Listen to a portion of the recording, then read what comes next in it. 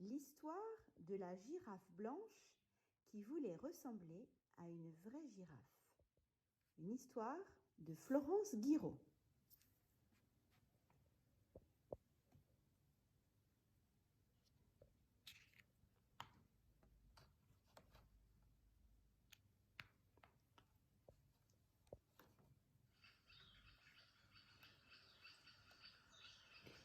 Albina, la girafe, avait de grands yeux noirs, un long cou et 4 pattes bien solides. Elle aimait gambader sous le soleil de la savane. Elle était douce, tranquille, gentille. Mais elle ne souriait jamais, car elle était blanche, toute blanche. Elle aurait tant voulu être comme les autres girafes, avoir une peau cuivrée et de belles taches dorées.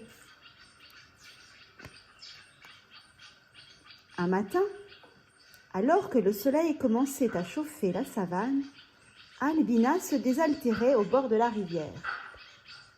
L'eau, tel un miroir, lui renvoyait son image. Songeuse, elle se contempla un moment, un si long moment qu'elle en oublia de se relever.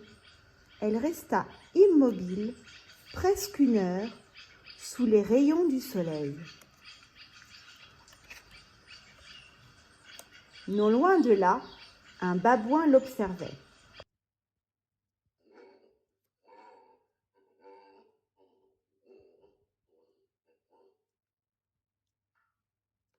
Attention, Albina, ne reste pas aussi longtemps au soleil.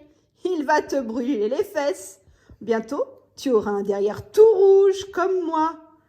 Et demain, quand tu te réveilleras, ta peau sera toute cramoisie.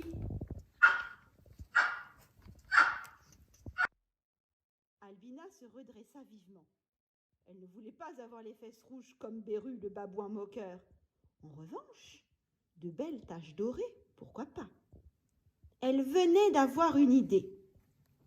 Si le soleil peut changer la couleur de ma peau, je vais enfin pouvoir ressembler aux autres girafes. Il suffit de m'installer au bon endroit pour que le soleil dessine de belles taches sur ma peau toute blanche. Sans plus attendre, Albina s'installa derrière un arbre aux feuilles rondes et clairsemées. Puis, elle attendit.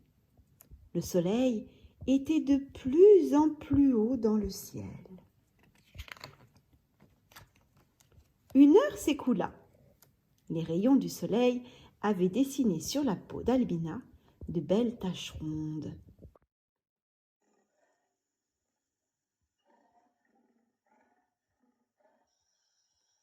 Un rire moqueur la fit tressaillir. « Albina, que t'arrive-t-il? T'as envie de me ressembler? Très réussi ton pelage de léopard. »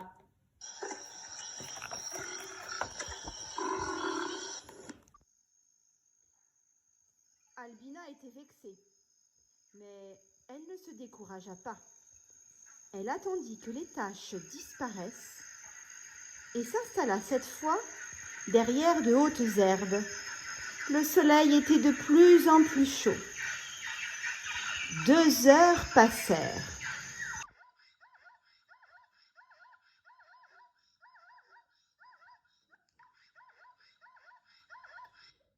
Oh, mais c'est Albina la girafe! Comme c'est drôle! Tu as les mêmes rayures que moi maintenant! C'était Roc, le zèbre farceur. Albina ne voulait sûrement pas ressembler à un zèbre. 2e expérience ratée.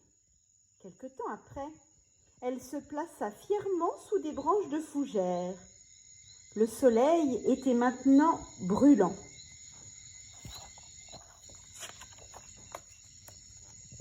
Un long moment s'écoula, puis un bruissement la fit sursauter.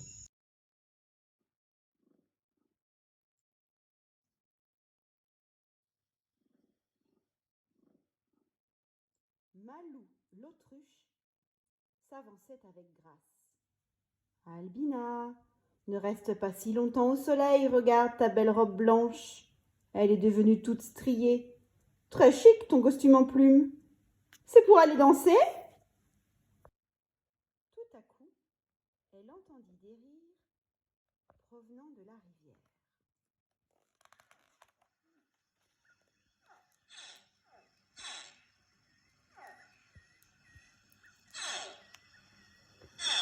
Ouah, s'esclaffait Taco le crocodile. Très réussi, ta peau de croco.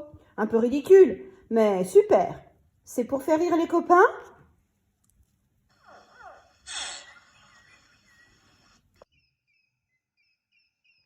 C'en était trop. Albina était désespérée. Elle n'avait réussi qu'à se ridiculiser auprès de tous les animaux. Elle ne voulait ressembler ni à un léopard, ni à un zèbre, ni à une autruche, et encore moins à un crocodile. Les journées passaient. Albina s'était résignée. Elle ne songeait plus qu'à transformer sa robe blanche. Depuis des semaines, le soleil enveloppait la savane.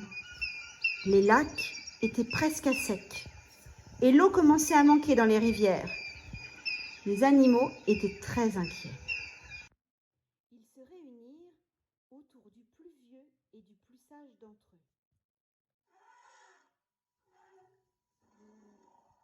Baron l'éléphant. Celui-ci prit la parole. La situation est grave.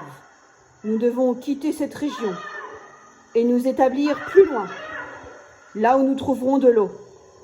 Ce soir, nous allons tous nous rassembler et nous partirons quand la fraîcheur de la nuit sera installée. À la tombée de la nuit, tous les animaux de la savane étaient là. Le vieil éléphant s'avança et leur dit : « Il faut quelqu'un pour nous guider, quelqu'un de grand, de sage, en qui nous avons tous confiance, mais surtout, quelqu'un que tout le monde puisse voir dans la nuit noire. » Les animaux se regardèrent. La couleur de leur pelage était fade et terne. Des bruns, des gris, des beiges, rien de bien lumineux. Soudain, une voix stridente s'éleva. « Albina !» cria Malou l'autruche. « C'est elle qui peut nous conduire. Son pelage est si blanc qu'il brille dans la nuit. » Le cortège se forma. Albina se retrouva à la tête de tous les animaux. Elle marchait dignement, consciente de l'importance de sa mission. Elle souriait dans la nuit. Elle était fière, très fière d'être toute blanche.